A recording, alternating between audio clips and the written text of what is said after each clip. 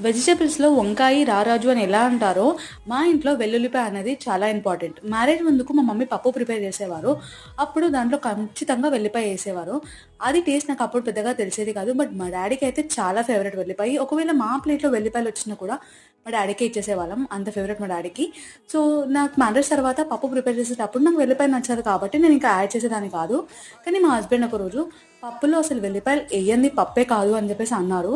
So, ఇంక అప్పటినుంచి నేను వెల్లిపాయలు వేయడం మీద స్టార్ట్ చేశాను. దానివల్ల వెల్లిపాయకి ఒక మంచి టేస్ట్ వస్తది. తింటుంటే చాలా బావుంటది. అండ్ అలాగే దాని బెనిఫిట్స్ కూడా చాలా ఉన్నాయంట మనకి, హెల్త్ బెనిఫిట్స్. దాంట్లో ఫైబర్, విటమిన్ బి, బి6 ఇంకా ఇలాంటి ఎన్నో బెనిఫిట్స్ అయితే ఉన్నాయంట మనకి. సో, మీరు కూడా వెల్లిపాయ ఫేవరెట్సా? ఫేవరెట్ అయితే వీడియోకి లైక్ చేయండి. అసలు వెల్లిపాయే నచ్చదు అని అనుకోవద్దు. ఖచ్చితంగా ఒకసారి ట్రై చేయండి. టేస్ట్ అయితే చాలా బావుంటది. అండ్ నేను ఇక్కడ ప్రిపేర్ చేసిందయితే దోసకాయ పప్పు. రెసిపీ కావాలంటే కామెంట్ చేయండి. వీడియో నచ్చితే లైక్ చేయండి. Thanks for watching. Bye bye.